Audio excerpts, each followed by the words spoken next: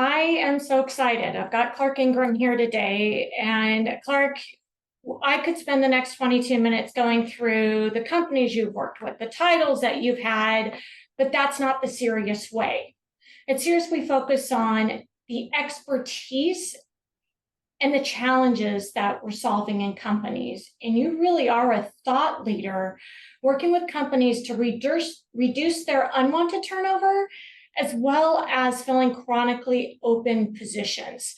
And I know you're a thought leader because in my inbox about a couple times a month, it's, did you see the latest? And that's where I get all of my latest and greatest links from, is from you. So when we're going to talk about this topic, I couldn't think of inviting anyone else to do it because, in short, you are the employee whisperer. Mm-hmm. And I'm excited to have you today. So we're going to pack a lot in a short period of time. Most of the individuals we work with are business owners like myself, and our attention span is 22 minutes. So let's get started. Okay. Glad to have you. We're talking today about gaining control of workforce, and that really can be interpreted in a lot of different ways. How do you interpret it and share that methodology or that mentality with clients? Okay. The main thing that I see about workforce, and it's actually the thing that got me into HR a long time ago, was getting control of our employee turnover. We were in a situation where I was actually in the finance department of a publicly held company, and our turnover was literally we were trending toward organizational collapse. And so what we had to do is we had to get control of that. And before we could even actually start recruiting people and trying to get better people, we had to first get control of our turnover. We were losing our senior technicians, which were the people that were making us money. And so what I've learned over my career is that that's the first step. You have to get hold of your employee turnover. And a good example is I was talking to a CEO one time, and he was telling me about how he wasn't really sure that his workforce was stable to begin with. And the biggest problem that he had was his business was doing well, but he had like 12 other opportunities that he could have grown his business as he felt better about his workforce. And so that's what he was trying to do, was not only reduce the turnover, but also get to the point where he could recruit the people he wanted to. And I know as we look at any company, even if you're a manufacturing company, your number one line item is people. It's our workforce. It's the number one cost. So when you look at identifying opportunities and taking advantage of those opportunities, you've got to have your workforce stabilized. You've got to have control over that, because all of those hidden costs of turnover. Right. And I know you've got multiple ones. Right. See, I see the cost of turnover actually being a couple of different things. Is number one is the one that most people talk about.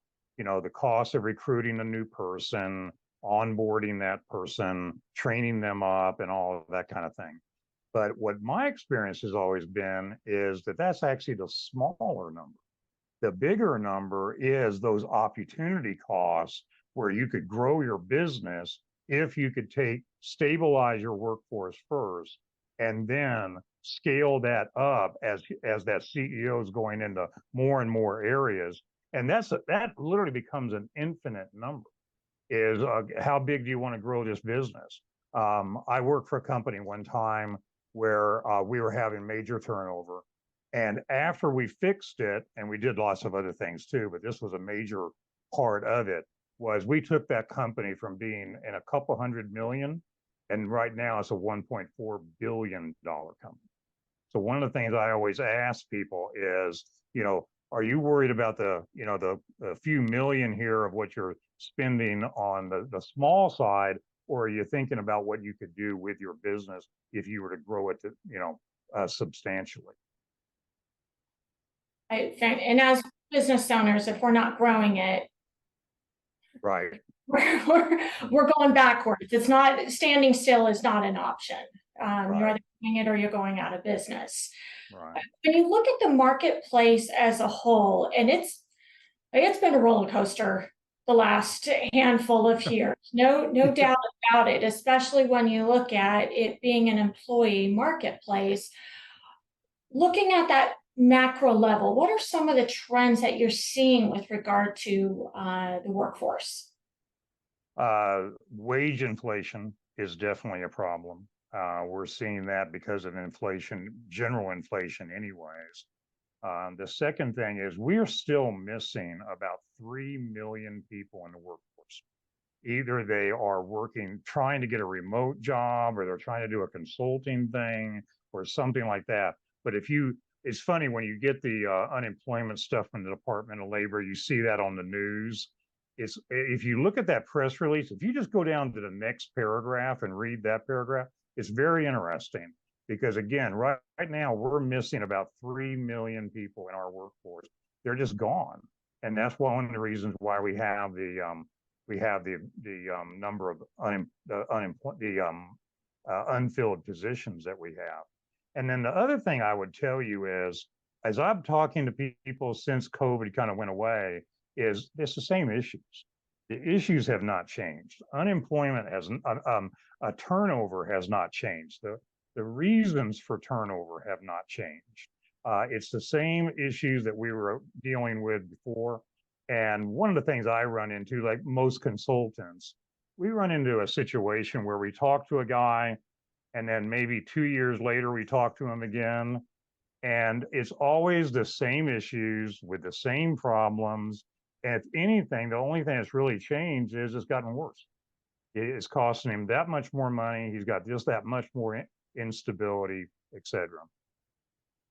I love that you talk about it's the same issues, and that's good economy, bad economy. The good economy just covers all of the sins that are happening on whether it's high turnover or other issues inside the company, because there are some root causes going on. And when you say it's the same issues regardless of what's on top, what are some of those root causes to employee turnover? And we'll say unwanted turnover, because as owners, some that's wanted, some that's unwanted. And those are our opportunity killers because we don't have the talent to move forward on it. I was just talking to a CEO who said, look, I've got to go, I've got to be gone for a week because no one else can do this training but me. I just lost my best trainer. Right. That's a killer to any business when you've got the owner out for a week doing something from someone that you lost. So that unwanted turnover, what are some of those root causes? The first thing I always talk to people about is get past the symptoms. Every single time you will end up talking about symptoms. So again, to get past that, recognize that compensation is never a root cause. Compensation is always a symptom. Okay. Now I've been in cases where compensation, the way it was done, the way it was communicated, etc., that's been an issue.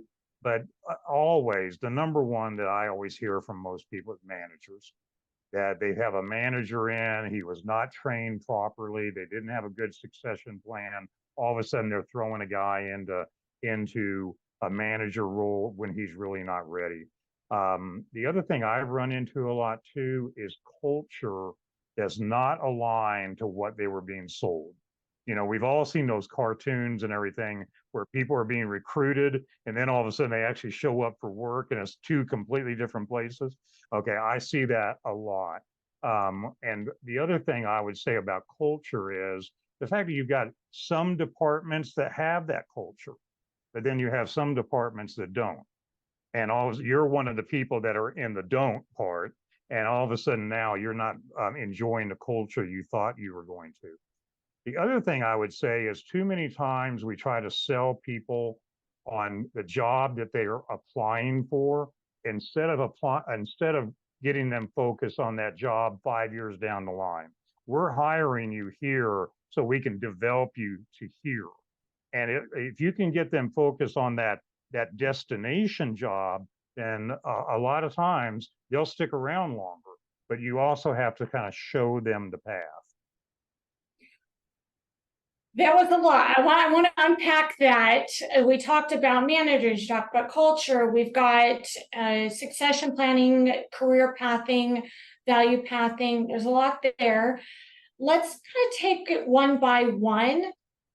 And one of my favorites and one of my hot topics right now is that manager development. You've got to always be doing business development. We are Right. currently in the stage of always be doing development. Right. How do we go about developing those managers and doing some type of succession planning with them? Because they were the best performer. Someone quit or we grew and we needed a manager. Spotlight's on that best performer. What are some of the steps we can take to develop them rather than losing them because they're in over their heads? They enjoy being an individual contributor and they're now responsible for others' work. Right. So one of the things that I dealt with at the very first company I was with was that we were not doing a good job of keeping up with the value. And so the value of the guy was doing this. And these were technicians, but I've also found this works for managers or whoever, is that their value was doing this because we were training them. But what was happening was the compensation was not keeping up with their value. So I came up with a thing called value pathing, and it's basically a career path on steroids, where what you're doing is you're showing how you can take that person from being that warm pair of hands to being that senior guy that you need, who whatever he is, and but you're doing it in such a way that you're keeping up his compensation. One of the things I tell people is that there's no reason to compensate people on time served. Time served generally has nothing to do with it. It has to do with what are they doing, what are they developing, and what can they show that they've actually learned. Okay, and they can run a job or something like that. And that's the issue that I was actually the number one problem we were losing that employee turnover in that when I was talking about that company is that you've got to be able to show them the path. And especially for the younger generations, I can't tell you the number of people that I've talked to that they said, Clark, if I had value pathing at my last job, I'd still be there because you have to show them that clear path. This thing that, this idea that, oh, just hang out for 5 years and let's see how it works out. That doesn't work with the younger generations. You've got to break it down. And what I've always found, Kristen, what's interesting about this, when I go into organizations, they generally have the developing. They've got the developing piece put together. It's what they don't have is tying it to the compensation so that you're bringing that person compensation and you're motivating for them to take over their own training. Obviously, coming from the finance department, and I love it when you opened is you started your career in finance and you ended up in human capital. That is a very rare path there. So you're able to work the numbers and help companies figure out how do you put that value to the career path? Because you also said it's not about compensation. Right. What are some examples of how you put value to that career path or to that succession planning for managers, especially those emerging leaders that we want to develop into the ones Right. companies? Right. Okay, so I'm going to start with an easy example, and then it'll get okay. So the easy example was the guys that were the refinery workers. Our biggest client was Exxon, and Exxon had a whole rate sheet for us. As you worked your way up, and the more skills you had, and all that kind of thing, they paid us more money, and we could literally plot it out. Okay. And then the question was, okay, if we're willing to pay this guy 1/3 of our rate to do the work, then why would we not just automatically, the moment he gets that next set of value, that next training done, he's showing he can do that, then we pay him that 1/3 of that additional rate we're getting. And we actually, honestly, the executive group, we felt kind of stupid. You know, why didn't we figure this out a long time ago? Why would we not do that, right? And so then the next question is, how do you judge? And this is when it gets kind of more difficult when you start talking about managers and all that. But there's still that criteria that you're saying to yourself that, okay, there's a skill set, there's knowledge, the ability to get things done that I'm looking for as that person moves up in whatever path they're on. Okay. And then that's what you do is you figure out, okay, and sometimes, yeah, it gets a little bit more artsy than with the refinery workers, where all we had to do was take a third of what Exxon was paying us. But it gets a little bit more artsy and a little bit more nebulous. But again, being a finance guy and my world runs around numbers, that's one of the things I really help them with. That's the part. They've got the training there. They just have to apply the compensation to it. And as you're working through that with companies, are you tying it to service level pricing with your customers? Is it the cost of replacing that individual now that they're trained or they're at that next role? What are some ways that you're pulling that in? All the above. Okay, for one thing, Of course it is. yeah. For number one, how does the CEO look at it? How does the COO look at it? How does everybody? Okay, what are we again? What's the goal? What are we trying to get to? With the refinery workers, the answer was real simple. We wanted them to be able to go out and run their own job and come home and the customer's happy. Okay. So then the question becomes within that organization, and I'm glad you actually said it that way because it just triggered something I needed to say a long time ago. Everything I do, Kristen, is organizational specific. There is no cookie cutter. It's not a matter of me just coming in and slapping on the same thing over and over again. Every company is different. Their goals are different. Their culture is different, et cetera. Their values are different, et cetera. And so what you have to do is you have to get into the mind of that organization and specifically figure out what is that, how does that organization see it? How do they, what's the organizations of the goal of the organization and match them up with the organization of the how we're going to compensate those people for meeting our goals.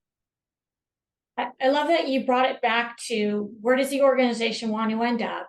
As a leadership team, what are the steps to get there? What's that career path and what's the value of that career path? And you're tying that all together because that clarity, you've talked about a couple different things also when you look at reducing turnover and engaging employees in a company on letting them know where we're going. Mm-hmm. That transparency of here's where we need to get to, and here's the WIFM for you. Right. And if you don't do, especially with the younger generations, if you don't do that, then you're in serious trouble. You know, there's a very well-known quote out there that says, "Culture eats strategy for lunch." Okay.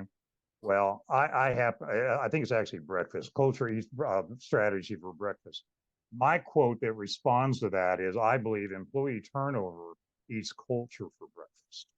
And because if your employee turnover is running, you can't, there's no way you're instilling a culture in people if your turnover is doing what it's doing.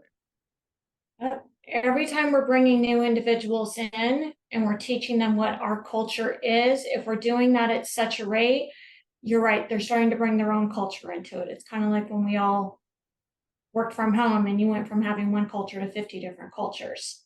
Right. And it's that, what are they doing when we're not there? I always say the culture with my 10-year-old son is, how's he acting at other people's houses? I'm Yeah. not there to tell him what to do. How are they acting? Right. That's that culture that we need to instill. So when you look at culture and aligning that with that interview process, you hit this earlier, we've run into it at the executive level of all those candidates that I missed out on getting placed into companies because they said, I took another job, the culture is amazing, and it's $30,000 more, called me 6 months later and said I was sold a bill of goods. Mm-hmm. The culture was terrible. How do we get that in the interview process? How do we get that aligned with what our culture actually is, even if it's not the best? So sometimes we know we've got work to do. One of the things that one of the things you can do is that one of the things I believe in is you send people when before you have that interview, you send them a package where they open it up. And matter of fact, it's part of my interviewing process. I want to know whether or not they actually looked at it. So I'm going to ask them some questions about it and see what they say. But within that package, you can put certain things about your culture and your values and who you are and where you're going. And okay, and I like how you said it, Kristen, is that being able to admit that, okay, we may not be where we want to be. We're like everybody else. We're developing as an organization, just like we're developing people. Is here's where we really want to be, and right now we're here, and we need more people like you to come work for us because we see you as being that person that can take us to that next level. And now we're setting a realistic expectation ongoing. That's fantastic. I want to hit a quick pause as I absolutely love the conversation. I want to make sure I'm staying on point here. We're going to drop before I get to the final question, we're going to drop a LinkedIn post link onto the chat. And that's one of click it. No need to respond to it right now. Get it up. I always enjoy continuing the conversation because I'm seeing a whole lot of head nodding and I can feel the energy of those wanting to come off of mute and probably ask the questions I'm not asking or answer some of the same questions that you're answering, Clark. I love getting those and engaging with the community that we have here today. So please click on that link. Feel free to respond. We're going to get to one of the last ones here. So we've talked about the root causes. Clark, you talked about developing our managers, creating a culture that people want to be part of, and connecting that career pathing with the value pathing. We can't address all of it right now. We can't even address all of it tomorrow. So I always like to get your feedback on, realistically, what are some immediate actions that we can take to address some of those root causes? Very first thing I like to do is ask them whether or not they've done an employee engagement survey recently, because it's amazing how many times that I will find things in that, and sometimes you have to read between the lines, etc. One of the problems that I do see out there, a lot of people do an employee engagement survey. They get the number, well, we're at 87% or whatever, and they declare victory and they walk away. And I always pull them back and go, okay, let's go through the employee engagement survey, because almost always I can find a rather long list of things that the employees are asking us to do. Okay. And one of my stories is a guy needed a screwdriver. He was in the production department. He needed a screwdriver. And I won't tell you the whole story because it goes too long. What ended up happening was I walked across the street to a hardware store. I bought a screwdriver for $1 that was on clearance, and I handed it to him. All of a sudden, his production numbers did this because of the problem that he had. And those are the kind of things, it's amazing how many times that there are things in that employee engagement survey that tells you a whole lot. The other thing that I would talk about is go to the best person in the department. Every department, and that's what one of the things that I do in my business is the CEO. Almost always, you walk into a department, that CEO can point at a guy and say, yeah, that's the best person in this department. Or you can go to the manager and he can point out, that's the guy I want to talk to. Why do you work here? Why are you hearing that people are leaving? What would you change if you could, if you ran the world, et cetera, et cetera. And those guys are, and I say guys in a gender neutral term. And gals, I appreciate that. Thank you, Clark. But I always use guys. I'm sorry. If I was from New Jersey, I'd say use guys. But you go to those people, and they will sit there and they are an absolute wealth of information. But at the very same time, Kristen, you have to have trust. You have to have them in a position where they trust you enough to tell you. And one of the things that I always tell people, don't worry about who the source is. What are they saying, and is it true? And then work from there. Fantastic. I worked for an amazing organization. We called that a 3x3. Every manager out there knew, and once a month we had to do a 3x3, and it was not a 3x3 from In-N-Out.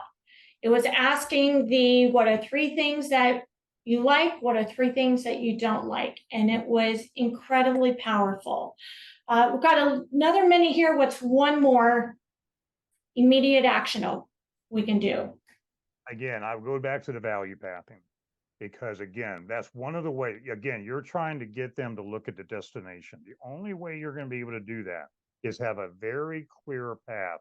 I'm sure everybody here has gone on a hiking trip.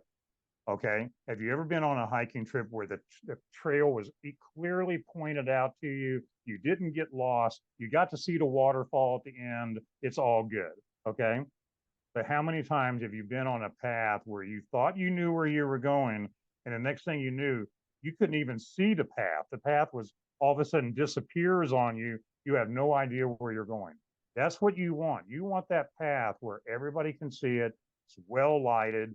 Another analogy would be, one day I walked out of someone's house. It had gotten dark, and they hadn't turned the outside lights on. I could see where my car was. I didn't know how to get there. All of a sudden they flip on the outside lights. It lighted up the sidewalk directly to mine. That's what you want. You want that landing zone that they can see from far, far away. Fantastic. Well, thank you for sharing us some of your sage advice and what you have actually implemented. These are tried and true, proven techniques for working with managers, your value pathing, and culture, with no question about it, to reduce employee turnover. I thank you so much, Clark. And with all of the head nodding, please click on the link. Let's continue the conversation. I have no doubt that there's more to be said. And what are your secrets to success with keeping and identifying, because it's not just keeping them, it's identifying who's the right person to help scale our companies. And we look forward to you joining us again, Clark. And everyone else, please join us next week. We'll be talking to Kevin Juza and 3 mistakes to avoid when building your sales team. Appreciate everyone being here.